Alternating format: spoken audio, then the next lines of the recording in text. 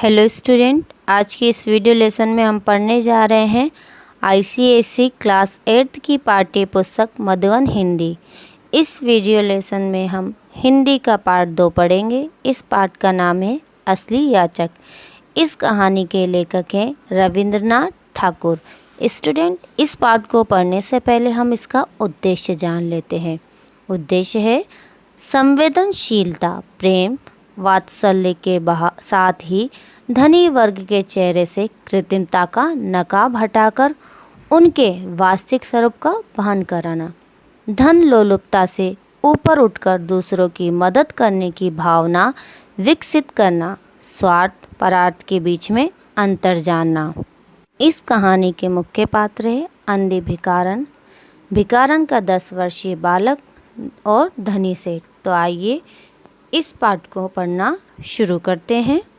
अंधी प्रतिदिन मंदिर के दरवाजे पर जाकर खड़ी होती। दर्शन करने वाले बाहर निकलते तो वह अपना हाथ फैला देती और नम्रता से कहती, बाबूजी, अंधी पर दया हो जाए। अर्थात जब भी वहाँ से मंदिर के दरवाजे से व्यक्ति दर्शन करके बाहर निकलते तो अंधी भिखारन उनसे कुछ मांगने की इच्छा जाहिर करती, अर्थात कुछ पैसे या दान दक्षिणा। वह जानती थी कि मंदिर में आने वाले सहृदय और दयालु हुआ करते हैं। उसका यह अनुमान असत्य न था। आने जाने वाले 2-4 पैसे उसके हाथ पर रख ही देते थे।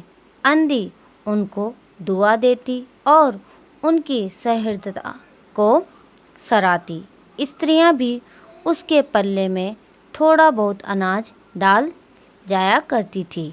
सुबह से शाम तक वह इसी प्रकार हाथ फैलाए खड़ी रहती। उसके पश्चात मन ही मन में भगवान को प्रणाम करती और अपनी लाठी के सहारे झोपड़ी की राह पकड़ लेती थी। उसकी झोपड़ी नगर से बाहर थी। रास्ते में भी याचना करती जाती, किंतु राहगीर में अधिक संख्या श्वेत वस्त्र वाले की होती, जो पैसे देने की अपेक्षा झिड़कियां दिया करते थे। तब भी अंधी निराश न होती और उसकी याचना बराबर जारी रहती।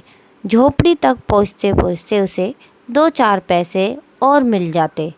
झोपड़ी के समीप पहुँचते ही एक 10 वर्षीय का बालक उछलता, अर्थात लड़का उछलता कूदता आता है और उससे चिपट जाता है, यानी उससे चिपक जाता है। किससे? भिखारन से। अंधी टटोल कर उसके माथे को चूमती। बच्चा कौन है, किसका है, कहाँ से आया है? इस बात से कोई परिचित नहीं था। 5 वर्ष हुए। पास पड़ोस वालों ने उसे अकेला ही देखा था।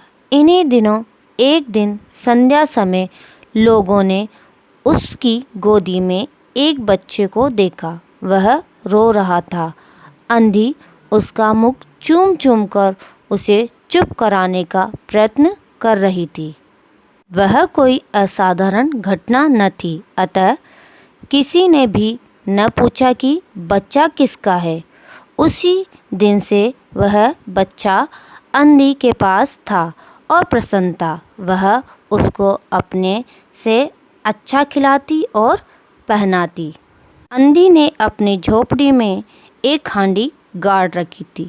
संध्या के समय जो कुछ मांग लाती उसमें डाल देती और उसे किसी वस्तु से ढांप देती, अर्थात ढक देती, इसीलिए कि दूसरे व्यक्ति की दृष्टि उस पर न पड़े। खाने के लिए अन्न काफ़ी मिल जाता था। उससे काम चलाती। पहले बच्चे को पेट भर खिलाती, फिर स्वयं खाती।